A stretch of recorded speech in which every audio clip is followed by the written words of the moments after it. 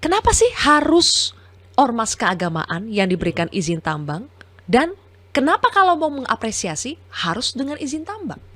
Ya, dua jawaban pertama. Yang pertama kan juga bisa orang bertanya, kenapa harus ormas keagamaan atau ormas kemasyarakatan yang dipermasalahkan?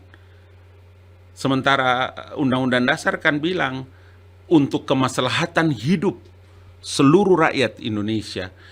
Kalau kasih asing, kasih oligarki ribut, kasih Cina, kasih Jepang, kasih Amerika ribut. Giliran dikasih kiai, dikasih pendeta, dikasih biksu, kok kita ribut lagi? Lucu ya. Jadi karena itulah maka memang harus diingat bahwa dari landasan-landasan filosofinya, landasan-landasan yuridisnya memang harus dipakai untuk bisa mendudukan perkaranya dengan baik. Zilvia, kita pernah mendapatkan musibah besar di Republik ini yang namanya COVID-19. Itu luar biasa. Di beberapa tempat Bang Ali juga sudah sampaikan bahwa kalau sekiranya pemerintah saja yang menangani bencana luar biasa itu, maka hari ini selesai cerita Republik Indonesia. Hubungannya dengan ormas keagamaan, mereka membantu. Masuk. Kita tidak bisa pungkiri loh, betapa dahsyatnya itu para pendeta dengan menggunakan narasi pemerintah. Dengan protokol, mulai dari protokol ujung langit sampai ujung bumi. Ya. Dari protokol pakai masker loh. PSBB, PPKM. Oke. Itu ada peran mereka. Ulama, kiai. Singkat cerita, Bang, ini balas budi. Disinilah posisinya, karena ini barang peristiwa udah lama. Itu sebabnya ketika di kantor kami juga, di kantor staf presiden, di Pak Muldoko beberapa kali juga mereka menanyakan. Ketika ribut mengenai tambang, itu selalu orang bertanya, masa sih wilayah izin usaha pertambangan itu hanya itu saja, sedikit-dikit Cina, dikit-dikit Belanda, dikit-dikit Amerika. Kita ini memang jadi penonton. Datang itu dari berbagai pihak, diantaranya bisa ulama juga, kemudian pendeta dan lain-lain. Tapi dijawab dulu, balas budi. Ini berarti tidak, yang pasti tidak. Kalau balas budi itu ada yang lebih inferior.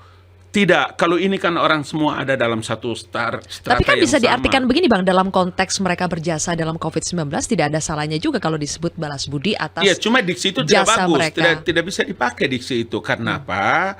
Karena balas budi itu tidak ada dalam konsep agama. Wa ahsin kama ahsanallahu ilaik. Berbuat baiklah kepada seseorang itu bukan karena dia pernah berbuat baik kepadamu, karena Allah telah berbuat baik kepadamu. Aku berbuat baik kepada Zilvia itu bukan karena Zilvia pernah memberikan sesuatu kepada saya, tidak, tapi karena Allah sudah memberikan yang terbaik kepadaku. Amin ya Allah. Oke, amin. Oke lah. Bukan balas budi karena COVID-19. Balas budi karena Pilpres 2024? Itu lebih cilaka.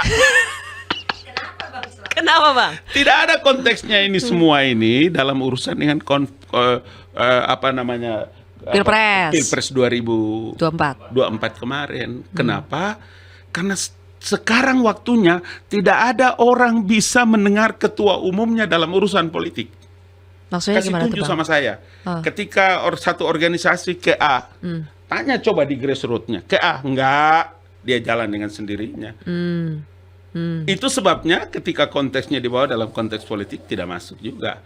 Intinya adalah apa? Intinya adalah menjawab keinginan regulasi Undang-Undang Dasar 1945. Sebentar, supaya ngerti nih, maksud Bang Ali tadi dalam konteks tadi belum tentu kalaupun ada ketua ormas keagamaan yang mengarahkan kepada umatnya untuk memilih calon tertentu belum tentu diikuti oleh umatnya. Jadi benar. Tidak ada kaitannya Benar, ini. Tidak ada balas budian soal Pilpres. Tidak ada. Ini adalah menjawab betapa dahsyatnya Jokowi menerawang denyut jantung nadinya umat dan rakyat Republik Indonesia. Tapi benar dari tidak?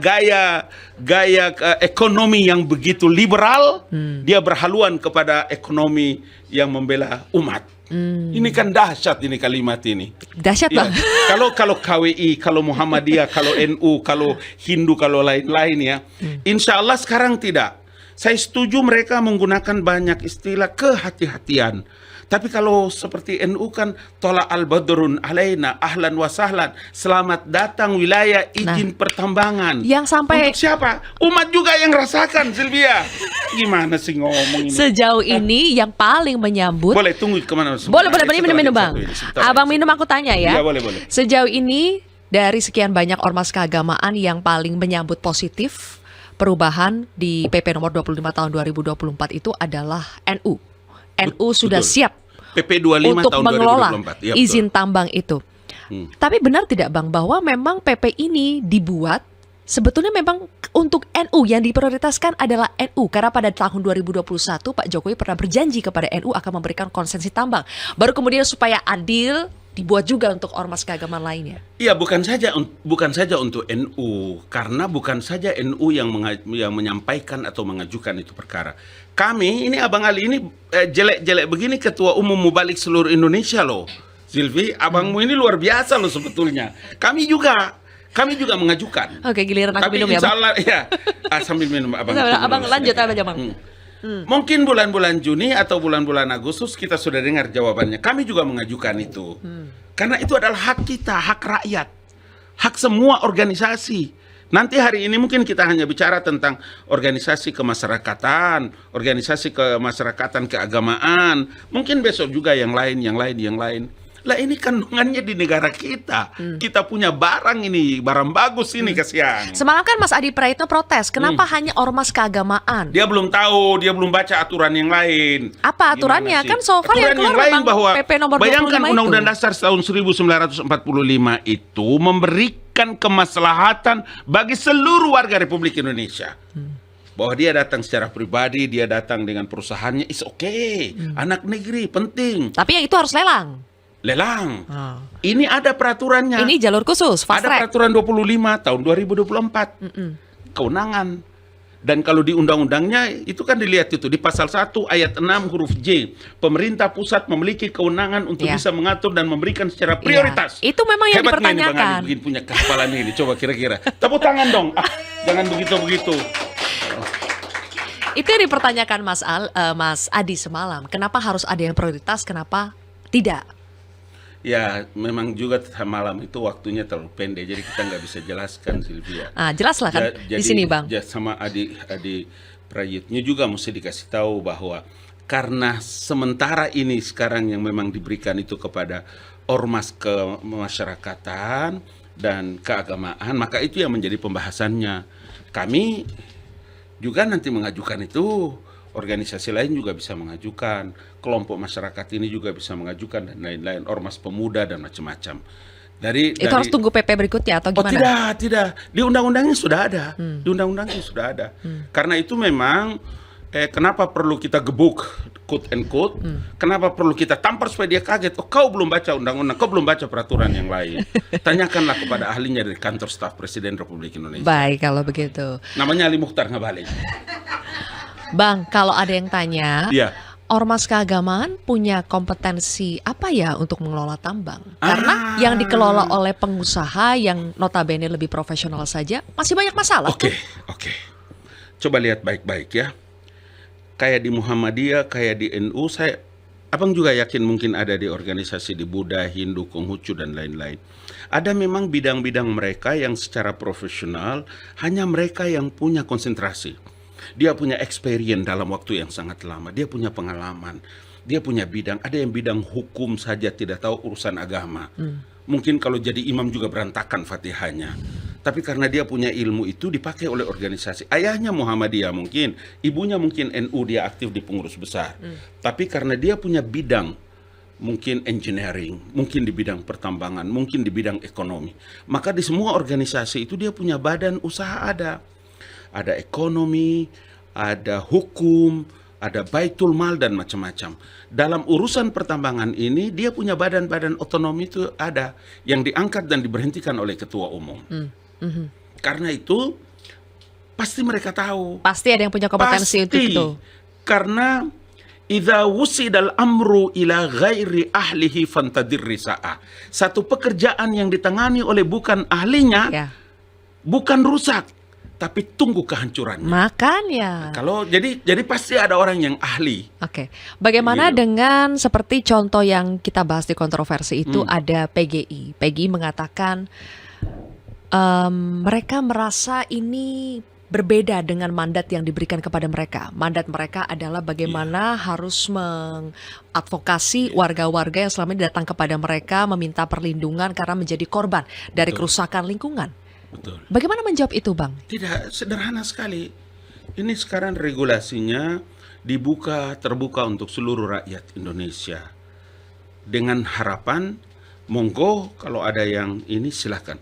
Apakah ada yang boleh menolak? Boleh. Ada yang boleh tidak meniru? Boleh. Kalau mungkin masih menunggu sambil mikir-mikir, alhamdulillah. Mungkin 10 tahun ini belum bisa. Tahun depan mungkin 10 tahun berikutnya mungkin iya. Setelah sudah ada kesadaran orang atau bagaimana, silakan. Ini kan akan diperpanjang per 5 tahun ya, Bang Ali? Kalau ini kan peraturan pemerintah bagi pengelola itu setiap 5 tahun. Karena itu kan dievaluasi oleh pemerintah, diawasi oleh pemerintah. Berarti misalnya tahun ini diberikan kepada NU menjalankannya 5 tahun. Iya. Setelah 5 tahun selesai ada evaluasi, belum tentu bisa lagi. dicabut. Karena itu adalah yang disebut dengan PKP2B.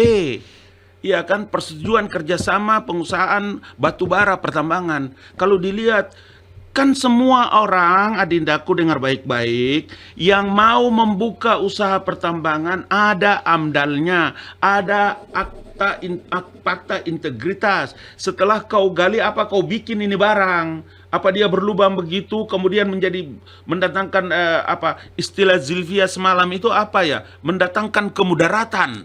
Iya. Abang masih Lebih banyak ingat itu manfaat atau kata, mudorot? Dicabut izinnya.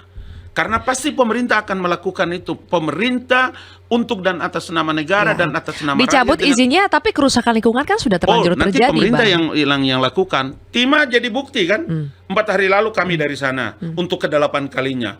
Untuk mengalokasikan anggaran pendapatan belanja Tidak negara. mudah itu, Bang, memperbaiki kerusakan lingkungan kalau sudah hancur seperti itu. Tidak juga. Teknologi sekarang kan makin dahsyat. Kalau teknologi sekarang makin dahsyat, tidak ada lagi kita lihat lubang-lubang itu, Bang. Iya, artinya begini, bagaimana cara melakukan rebusi kembali itu kan ada teknologinya. Ada teknologinya.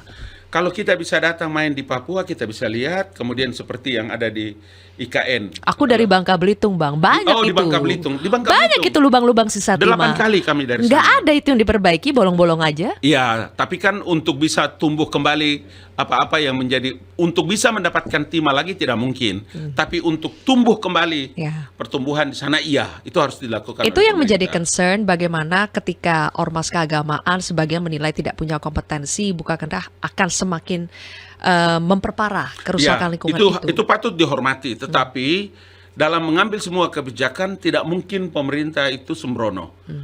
Di kantor Bang Ali, di kantor staf presiden, alhamdulillah mendapat kepercayaan, selalu mendapat kepercayaan dari Jenderal Muldoko. Karena bekas di DPR, saya pernah bekas DPR, saya pernah di bekas Balek yang menyusun titik koma undang-undang itu, sehingga kita bisa tahu. Kemudian Pak Muldoko itu punya satu program yang luar biasa, yang namanya KSP Mendengar. Itu langsung turun ke tempatnya, mendengarkan orang bercerita, merekam, kasih tahu presiden. Nanti Pak Muldoko sampaikan kepada presiden. Iya. Jadi apa yang sekarang, makanya kenapa dibilang gebukin, nampar segala macam. Kami tahu ini cerita semua. Bagaimana penyelesaiannya, bagaimana jalan keluarnya, bagaimana menyiapkan anggarannya, bagaimana kerjanya. Dan gebuknya kami memang tahu. nggak boleh pilih-pilih ya, Bang ya? Tidak pilih-pilih, karena kawan tidak pilih-pilih kan. Kalau teman tidak digebuk, kalau kalau lawan baru digebuk. Tidak juga, kawan sekalipun, kalau umpama narasinya itu bisa menyesatkan banyak masyarakat, apalagi kalau di Metro, jangan sampai mereka mendengarkan berita tidak benar. Jangan dong. Iya, kan selalu kalau Sylvia yang jadi host kan, abang itu tidak pernah lain. Oke. Jelajahi cara baru mendapatkan informasi. Download Metro TV Extend sekarang.